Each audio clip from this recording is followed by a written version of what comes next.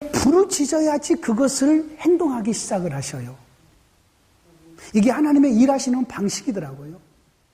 봐요, 하나님께서 마가의 다락방에 성령 강림 약속하셨죠. 그런데 어떤 사람에게 그것을 약속을 체험하도록, 약속을 누리도록 해주시냐요? 부르짖는 자들에게 그것을 허락하시더라고요. 이것이 여러분 에스겔서 36장 37절에 나와 있어요. 내가 너에게 그렇게 행한다고 할지라도 그 일을 이루어지기 위해서 너희가 내게 부르짖어야 할지니라. 그 말이 나와 있어요. 그리고 여러분 출애굽기에 보면은 그런 뉘앙스가 엄청 많이 나왔어요. 이스라엘 백성이 부르짖고 나서야 하나님께서 아브라함과 이삭과 야곱에게, 아브라함에게 했던 약속을 기억하셨더라고 나와요. 기억하셨다고. 여러분 성경을 안 보면은 졸음이 옵니다. 졸음이. 자, 여러분 출애굽기를 펴보시기 바랍니다. 출애굽기 보면은 그런 내용이 나옵니다. 자, 2장 23절부터 보십시오. 그 이전에는 구원해달라고 부르짖지 않았어요. 2장 23절부터 제가 읽습니다. 여러 해 후에 애굽 왕은 죽었고 이스라엘 자손은 고된 노동으로 말미암아 탄식하며 부르짖으니 그 고된 노동으로 말미암아 부르짖는 소리가 하나님께 상달된지라. 하나님이 그들의 고통 소리를 들으시고 하나님이 아브라함과 이삭과 야곱에게 세운 그 언약을 무엇하사? 기억하사 하나님이 이스라엘 자손을 돌보셨고 하나님이 그들을 기억하셨더라. 여러분 하나님이 망각하신 분이십니까? 아브라함에게 이삭과 야곱 했던 약속을 그분이 잊어버리실 분이셔요? 안 잊어버리신 분이셔요. 그분은 항상 자기 백성 애굽으로 함께 내려갔어요. 애굽으로. 시편 5편에 보면은, 시편 105편에 보면은 하나님께서 자기 백성과 함께 애굽에 내려가셔요. 애굽에. 여러분 애굽은 셈과 함과 야벳 중에서 누구의 후손이요? 셈과 함과 야벳 중에서 누구의 후손이 애굽은? 성경에서 얘기해줘. 성경에서. 시편 105편 보세요. 함의 후손이라고 나와 있어요. 시편 105편 펴보시기를 원합니다. 함의 땅에 하나님께서 보내셨어요. 시편 105편. 예? 105편 23절 말씀. 이에 이스라엘이 애굽에 들어가며 야곱이 함의 땅에 나그네가 되었도다. 노아의 후손 셈과 함과 야벳 있죠? 이 애굽의 자손들이 함의 자손이라고요. 함의 땅에 나그네가 되었다고 말해요. 그리고 27절 그들이 그들의 백성 중에서 여호와의 표적을 보이고 함의 땅에서 징조들을 행하였도다. 예, 일부러 여기서 함 얘기를 계속해서 한다고요. 아까 제가 시편 105편 구속사 설교 중에서 어디서 어디까지라고 그랬죠? 아브라함 창세기 12장에서 어디까지요? 여호수아 24장까지. 이것이 시편 105편의 구속사적인 역사가 진행이 되고 있어요. 쭉 그 얘기를 하고 있어요. 예? 함의 후손에, 함의 자손에게 지금 나그네 되게 했다고요. 나그네 되게 해서 하나님께서 이제는 아브라함에게 400년 약속했지만은 내가 생각할 때 이스라엘 백성들이 30년 동안 하나님께 부르짖지 않았다고 나는 생각을 해요. 부르짖지 않고 견디는 기간이 30년이 더해지지 않았나. 이건 내 개인적인 생각이에요. 성경에는 나와 있지 않지만은, 예? 30년이나 차이가 있는 것은 30년 전에 우리 좀 구해주세요. 하나님 힘듭니다. 막 기도했더라면은 그 아브라함에게 약속했던 400년 얘기할 텐데 이것은 저의 혼자 생각하니까 여러분께서 예, 크게 이걸로 가지고 저를 여러분 토론하려고 생각하지 마세요. 그냥. 야, 그것은 신목사님 생각이다 그러면 되는 거죠. 예. 그래서 이제는 하나님께서 약속하신 대로 하나님께서 이제 그 약속을 잊지 않게 해주는 사람이 누구냐면은 야곱과 요셉이에요. 야곱이 나의 장래를 꼭 가나안 땅, 아브라함이 하모르에서 산 그 막벨라 굴에다가 나를 장례시키라고 그래요. 그러면 그의 아들들, 여러분 구약에는 가장 많이 열린 것이 조상의 묘실이에요. 구약에 죽음과 관련하여서 어디까지 열리다면 조상의 묘실까지 열린 것이에요. 그래서 조상의 묘실에 들어갔더라, 조상의 묘실에 들어갔다라는 말을 구약에 죽은 사람에 대해서 얘기를 거기까지밖에 안 해요. 자, 그러니까 야곱이 나를 그곳에 장례시켜, 여러분 애굽에서 가나안 땅까지 야곱의 장례를 하는 것은 엄청난 비용이 드는 내용이에요. 여기서 우리가요 고속버스 해가지고 시골에 가는 그 정도 수준이 아니에요. 군대가 동원이 돼야 되고요, 엄청난 길량식을 가져야 되고요, 그리고 거기에 뭐는 들어가는 비용들이 뭐 계산할 수 없을 또는 엄청난 그런 것들을 가지고 이제는 장례를 치르는 거지요. 그렇게 한 이유가 뭐냐? 그것은 자기의 후손들에게 가나안을 기억하게 만드는 것이죠. 가나안을, 하나님의 약속을 물려주고 가는 것이에요. 요셉이 내가 죽거든 반드시 내 해골을 메고 나가라. 창세기 마지막에 나와 있잖아요. 언젠가는 내가 죽을 텐데 언젠가 하나님께서 너희를 돌보셔서 애굽에서 가나안으로 이끌어 가실 텐데 그때에 반드시 내 해골을 메고 나가라. 그러면은 요셉이 죽은 다음부터 요셉의 무덤을 아무튼 모든 사람이 보고 마침 이렇게 가지고 나가기 좋은 곳에다가 늘 두면서 이것이 이스라엘 백성들 430년 동안 계속해서 전해 내려가는 거죠. 계속해서 이것이 온 이스라엘 백성들 속에 퍼져 있는 거지요. 언젠가 우리는 나간다. 나갈 때에 요셉의 해골은 반드시 가지고 가야 된다. 반드시 가지고 가야 된다. 이것을 계속해서 이스라엘 백성들 어른부터 아이들까지 이것이 뼛속까지 교육을 시켜놓는 거지요. 뼛속까지. 이것은 엄청난 파급 효과입니다. 교육적으로. 그래서 출애굽할 때 요셉 해골을 메고 나가나요? 메고 나갑니다. 진짜 메고 나갑니다. 자, 메고 나가면서 이스라엘 백성들이 이제는 애굽에서 나갑니다. 이스라엘 백성들만 나갔나요? 아브라함의 자손들만 나갔나요? 애굽에서 나갈 때, 출애굽할 때 모든 잡족들이 함께 나갑니다. 여호와의 10가지 기적을 체험한 모든 옆에서 바라보는 잡족들이 함께 나가요. 함께.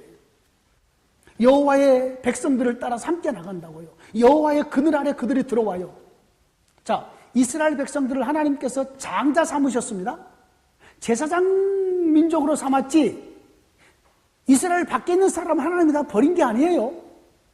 지금 우리의 관심은 천국 가냐 지옥 가냐의 문제만 갔는데 그건 지금 그런 얘기하고 있는 거 아니에요? 성경은? 모든 잡족들이 함께 나와요.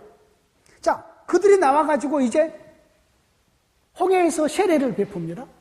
홍해에서 세례를 베풀고 이제는 광야길을 새롭게 출발을 하는 그 일에 동참자가 되어서 어디에 도착하냐면 출애굽에서 50일째 되는 날에 시내산에 도착을 합니다. 그래서 오순절이에요. 시내산에 도착 50일째 되는 날 시내산에 도착해요. 6월절로부터 맥추절까지 딱 50일이죠. 예, 77절. 그래서 77은 49. 그래서 50일 되는 날에 큰 이제 축제가 시작이 되는 거지요. 그래서 거기서 열매를 받는 거죠. 어떤 열매요? 하나님과의 언약식을 하고 거기서 하나님은 그들의 하나님이 되고 하나님은 그들의 하나님의 백성이 되는 거지요. 자, 그러기 전에 출애굽기 18장에서 이도로를 통해서 하나님께서 이스라엘을 조직을 합니다. 조직. 나라의 조직을 해요. 출애굽기 18장에서 50부장, 10부장, 50부장, 100부장, 500부장, 1000부장, 10,000부장 이렇게 세워서 이스라엘 나라를 조직을 해요. 조직. 조직을 하고 나서 그리고 나서 19장에 가서 언약의 말씀을 주십니다.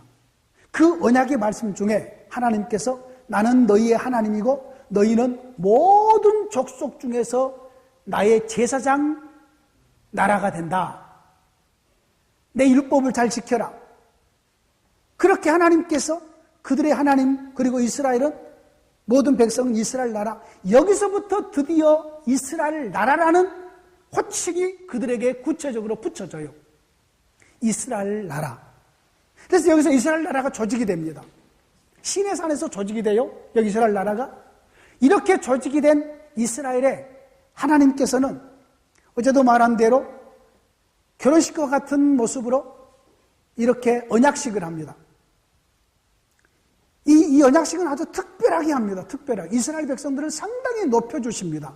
원래는 피는 하나님께만 뿌립니다. 그런데 이 언약식에는 피를 백성들에게도 뿌립니다. 여러분 24장 1절부터 8절을 보십시오. 이 언약식은 상당히 중요하기 때문에 출애굽기 24장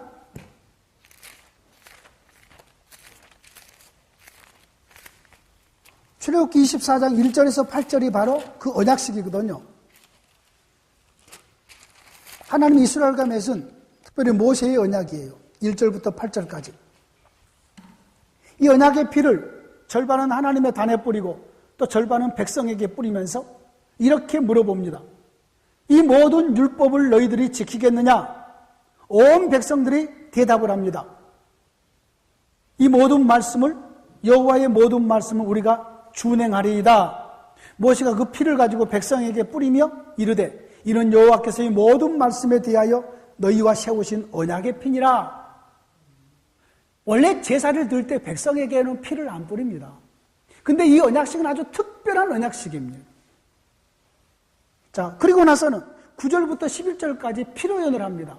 결혼식을 마치니까 피로연하지요? 피로연하는 모습 보십시오.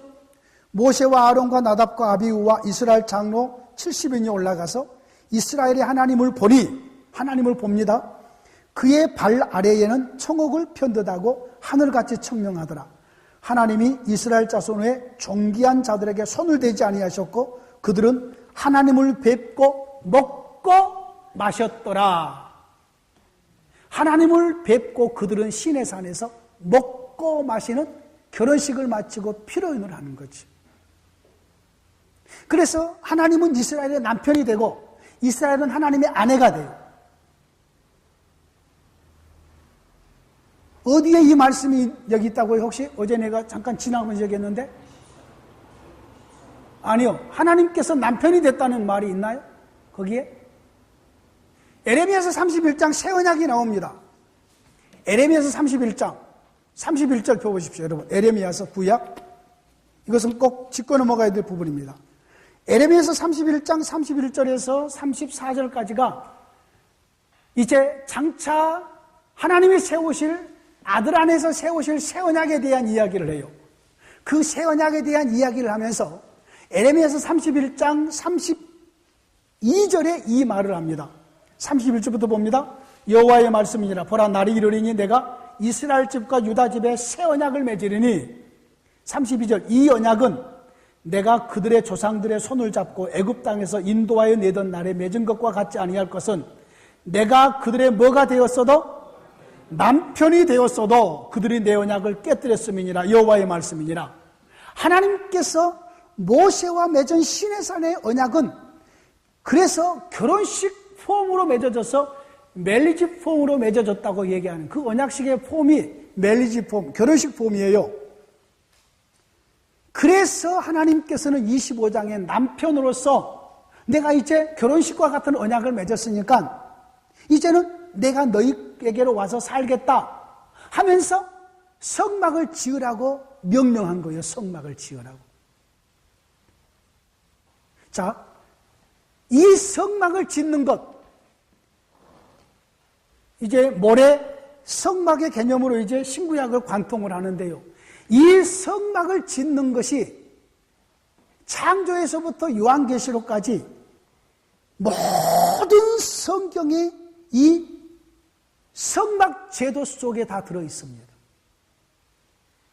이것이 하나님께서 이루시려고 하는 최종적인 결론의 모습이 우리가 예수님을 믿고 회복이 됐죠. 그러면서 우리 배도 뭐라 그러나요?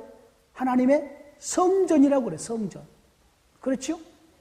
성전의 핵심적인 개념은 임마누엘이에요. 하나님이 우리와 함께 계심. 하나님의 집이잖아요. 그래서 이제 모세에게 하나님께서는 성막을 지으라고 얘기한다고요. 그래서 25장에 하나님께서는 이 모든 언약식을 마치고 25장에 성막을 지으라고 얘기하고 나서 그때부터 성막을 짓기 시작을 합니다. 근데 성막을 짓는데 아주 재밌는 사건이 벌어집니다. 이스라엘 백성들이 애굽 땅에서 임금을 받았나요? 못 받았나요? 처음에 못 받았죠. 그런데 나올 때 뭘 받아가지고 나오나요? 모든 폐물을, 금, 은, 폐물을 가지고 나오죠.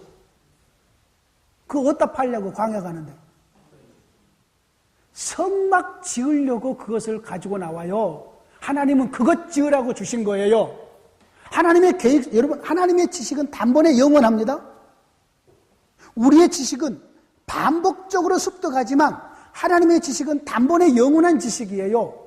무엇을 습득해가지고 지식을 얻음이 아니에요. 단번에 영원한 지식이에요. 그러므로 하나님의 지식 속에는, 하나님의 계획 속에는 지금 이들이 이렇게 해서 품삯 그동안에 못 받은 것 이번에 다 받아가 나와서 이것을 광야에서 조각목, 광야에 있는 조각목 그 가지고 해가지고 금 전부 다 가지고 와서 입혀가지고 내가 이렇게 성막을 지으리라 전부 다 구상을 하고 있다고요. 그런데 그 목적으로 그 백성들에게 품삯 받아서 가지고 나오는 그 금붙이 이 모든 걸 가지고 뭘 만들어버려요? 금송아지 만들어버려요. 금송아지. 이 바보들이 말이지. 이 금송아지를 만들어가지고 이 금송아지가 우리를 애굽에서 인도하는 신입니다 라고 모세가 하나님 앞에 올라갔다 내려왔더니 그냥 북치고 장구치고 난리가 난 거지요. 오죽했으면 그 돌판을 다시 집어 던져가지고 깨뜨려버리고 그 난리를 쳤겠어요. 예? 하나님께서 성막 지으라고 주시는 물질을, 성막 지으라고 하는 금붙이를 이걸 가지고 하나님의 성막을 짓지 않고 우상을 만드는 데 써버린다고요. 여러분, 오늘날 이런 경우는 너무 많아요. 하나님이 우리의 건강, 주의 영광을 위해서 쓰라고 그랬는데 우리는 죄 짓는 데 써버리는 경우들 많잖아요. 하나님이 우리에게 사명으로 주시는 물질, 이것을 사명을 위해서 쓰지 않느냐고 우리는 죄 짓는 데 써버리는 경우가 얼마나 많냐고요. 그러나 그 중에서 성막을 짓는데 즐겁게 내는 예물만 하나님이 받으시죠. 자원해서 내는 예물만 받으시죠. 그래서 사람들이 막 자원해가지고 하나님을 사랑해서 막 많이 내죠. 그래서 그만 가져오라 그러죠. 그래서 이제는 25장부터 마지막 24장 이렇게 총 40장까지는 성막 짓는 얘기예요. 전부 성막 짓는 얘기예요. 네? 오홀리압과 부살렐에게 하나님의 성령을 지혜의 신을 더하셔서 손에 재주를 더하시고 그리고 모든 것을 지혜롭게 잘 만들어가게 하시잖아요. 그러고 나서는 40장에 딱 하나님의 성막이 완성이 됩니다. 그래서 하나님께서 그 성막에 구름 가운데 임재하셔요. 구름 가운데. 구름 가운데 임재하신다고요. 그러고 나서 출애굽기가 딱 맞춰져요. 이때에 조직된 하나님의 나라의 이때에 하나님과 그 백성과의 동행은 하나님이 성막으로 그 백성 가운데 계시면서 함께 교제하시고 동행하시는 동행이 시작이 돼요. 자, 이때하고는 좀 다르죠? 이때도 다르고 이때가 다르죠? 이때에 하나님께서 자기 백성과 자기를 나타내시고 동행하심이 다르단 말이에요. 달라요. 완전히 달라요. 이때는 그런 동행이 시작이 되는 거예요. 이제 하나님을 만나려면 어디로 가면 돼요? 성막으로 가면 돼요. 성막으로. 물론 아무나 하나님이 만나지 않죠. 대표자를 만나시죠. 아무 때나 하나님께 나갈 수 없습니다. 하나님이 정해준 날짜만 나가야 됩니다. 내가 하나님 사랑하니까 내가 아무 어떤 재물나 가지고 나갈 수 없어요. 하나님이 정확하게 정해준 재물 가지고 나가야 됩니다. 그것이 레위기서라고 그랬습니다. 그래서 구약 성경 전체 중에서 한 것만 딱 택하라라면은 우리는 레위기서를 택한다고 그랬습니다. 왜? 그 안에 원래 레위기서의 원래 이름이 뭐라고요? 그리고 그가 부르셨다. 그것이 원래 레위기서 이름이에요. 완성된 성막이 하나님이 임재하시고 나서 그리고 하나님이 임재하셨으니까 그리고 하나님께서 불러요. 이것이 레위기서예요. 불러서 내가 너희의 남편으로서 너희 하나님으로서 나와 너희와 교제를 하게 되는데 여러분 모든 제사 하나님과 교제하는 거예요. 교제하는데 언제 나와 교제하자. 누가 대표로 나와서 나와 교제해라. 무엇을 가지고 나올 때 어떤 일 때 어떤 제사는 무엇을 가지고 나와라. 이건 구체적인 것들이 레위기서에 다 들어있는 거지요. 그러므로 레위기서 하나만큼은 절대 놓쳐서는 안 됩니다. 그리고 우리도 예수 그리스도의 구속의 그 모든 것들을 더 깊이 있게 이해하기 위해서는 레위기서를 많이 읽고 연구를 해야 됩니다. 근데 레위기서는 깊이 읽나요? 대강대강 읽고 넘겨버리시나요?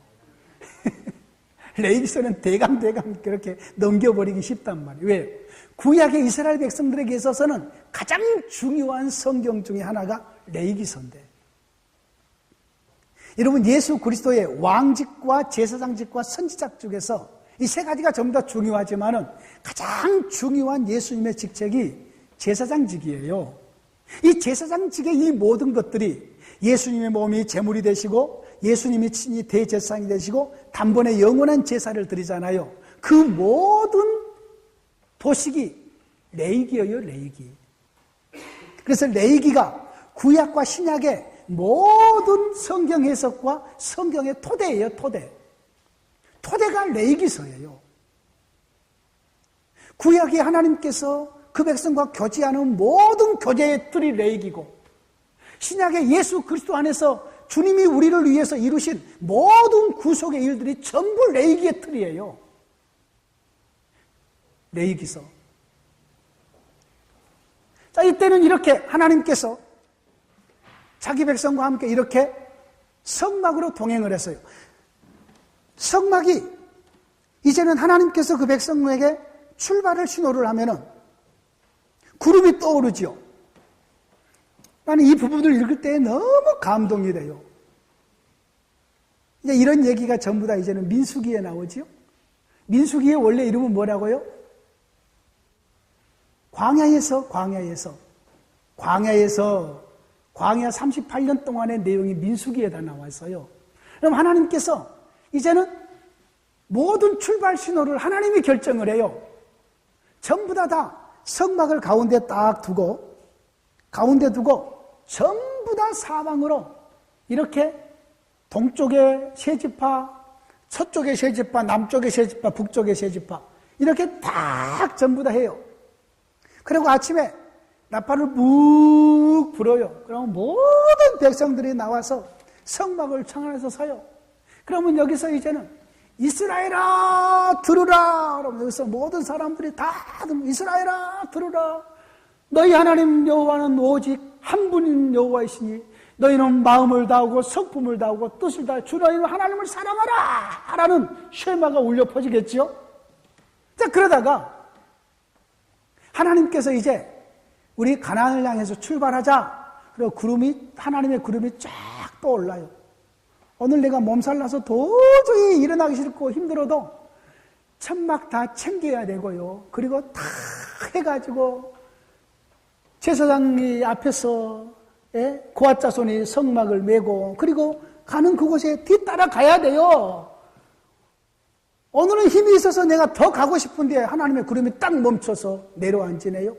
그곳에 성막을 딱 세우면 또 여기에서 동서남북 딱 나침반 봐가지고 그냥 쫙쫙쫙쫙쫙 해서 집을 지어야 돼요.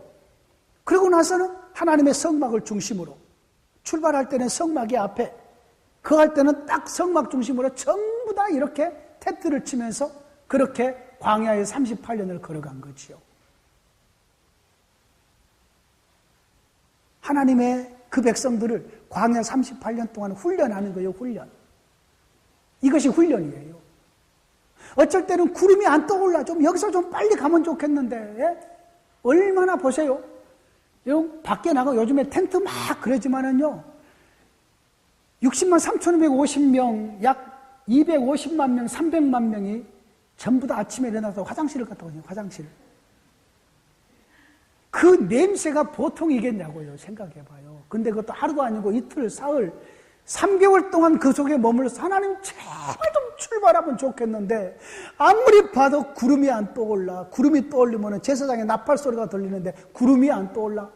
여기 지저분해서 뭐 하나님 좀 갔으면 좋겠는데 안 가. 예? 이런 경우들이, 이러면서 하나님께서 너희들이 모든 걸 결정한 것이 아니라 내가 주장하고 내 뜻에 따르고 내 결정을 따르라. 가고 싶다고 해서 가는 것이 아니라 구름이 내려앉으면 무조건 거기에 수도해야 되고, 아무리 가기 싫어도 밤이나 낮이나 구름이 떠올리면 가야 돼요. 밤에도 구름 떠올리면 가야 돼요. 잠자다 일어나서 짐 싸들고 가야 된다고요. 이것이 광야 38년 동안 그들을 훈련하신 거예요. 그리고 나서는 하나님께서 가데스 바네아에서 이제는 가나안에 들어가라 그랬더니 안 들어가는 거예요. 광야 생활 끝마치고 이제는 들어가라. 하나님은 들어가라 그랬어요. 근데 안 들어가는 거예요. 정탐꾼 좀 보내보겠습니다. 어느 길로 가야, 여러분 지금까지 어느 길? 하나님이 지금까지 앞장서 갔지. 어느 길로 가? 아니, 하나님께서 앞장서 갈 거 아니에요. 가나안 땅에 가데스 바네아 그쪽에서도. 근데 우리가 어느 길로 가야 될지, 어느 지역으로 올라가야 될지, 정탐꾼을 보내가지고 정탐을 한번 하고 나서 하십시다. 그 정탐꾼 사건이 결국은 40년 광야 생활의 고통을 줘버린 거지. 그들의 말대로 우리는 다 죽겠습니다. 그들의 말대로 하나님께서 그래? 너희들이 죽겠다라고 하면 죽어 하고 다 죽인 거예요. 그래서 거기서 유명한 말이 나와요. 하나님은 너희가 말한 대로 시행하리라는 말이 거기서 나와요. 우리가 말 잘해야 돼요. 말 잘해야 돼요. 정말 말 잘해야 됩니다. 우리의 말을 하나님이 다 들으시고요. 우리가 말한 대로 하나님께서는 일해 가시기 때문에 그렇죠. 이때가 이제는 조직된 하나님의 나라의 상황이에요. 자, 이렇게 해서 하나님의 나라가 가나안에 들어갑니다. 가나안에 들어가서 이제는 가나안에서 이 나라가 가나안 땅에 딱 자리를 잡아서 그곳에 이제 하나님의 나라가 온전히 세워집니다. 구약의 하나님의 나라의 완성은 가나안 땅에 세워진 하나님의 나라입니다. 예? 구약의 하나님 나라 완성은 가나안 땅에 세워진 나라예요. 이것이 구약의 하나님의 나라의 정점이에요. 구약이 완성된 나라예요. 가나안 땅에서 이제는 물론 그 과정이 있지만은 가나안 땅에 하나님의 나라에 완성될 때의 모습은 다윗과 솔로몬 시대예요. 다윗 때에 전에 아브라함에게 약속했던 모든 지역을 전부 다 통일을 해요. 그리고 나서는 정복을 하고 그리고 나서는 전쟁을 끝내요. 다윗이. 전쟁을 끝내면서 다윗이 무엇을 한 줄 아십니까? 나는 여호와만을 의지하겠다고 하면서 다윗이 하는 행동 혹시 기억하십니까? 예? 말 뒷발의 힘줄을 끊어버립니다. 모든 군마에 말 뒤에 힘줄을 끊어버려요. 이제는 더 이상 전쟁하지 않고 이제는 하나님이 확장하신 이 모든 나라에 여호와를 의지하겠습니다라고 말 뒤에 힘줄, 그러면 말이 힘있게 못 달리겠죠. 나는 여호와를 의지하겠습니다라는 다윗의 신앙의 행동을 그렇게 표출해냅니다. 그러고 나서는 그 영광스러운 나라가 이제는 솔로몬에게로 넘어가지요. 이때에 가나안 땅의 하나님의 나라가 이제는 완성이 되는 거예요. 이 가나안 땅의 하나님의 나라가 하나님께서 아담과 하와의 타락 이후에 아브라함에게 약속했던 이 약속에 대한 정점이고 성취예요. 구약의 하나님의 나라의 완성은 가나안 땅의 하나님의 나라예요. 더 이상이 없어요. 아브라함에게, 이삭에게, 야곱에게 약속했던 그 나라, 모세가 조직했던 이 나라, 이 나라가 결국은 가나안 땅에서 아담, 특별히 이렇게 다윗에게서 그의 나라가 완성이 되고, 그리고 솔로몬이 성전 지음으로 해서 이제는 다윗과 솔로몬은 하나님의 대리 통치자예요. 대리 통치자. 진짜 이스라엘의 왕은 여호와 하나님이죠. 대리 통치자고, 그리고 왕국을, 여호와의 왕국, 성전은 진짜 이스라엘의 통치자는 여호와임을 인정해 드리는, 이것이 솔로몬 성전이에요. 솔로몬 성전. 다윗이 다 준비해 놓고 실제적으로 짓는 것은 솔로몬이죠. 자, 그 유명한 하나님께서 맺어준 다윗 언약이 있습니다. 다윗 언약. 그것이 어디에 나오냐면 사무엘하 7장에 나옵니다. 사무엘하 7장. 여기서 하나님께서 다윗 언약을 해요. 다윗이 하나님 앞에 내가 하나님의 집을 지어드리고 싶습니다 라고 해요. 이제 하나님께서 내가 나단 선지자를 통해서 나옵니다. 내가 언제 너더러 집 지어달라고 그러더냐. 그러나 고맙긴 고맙다.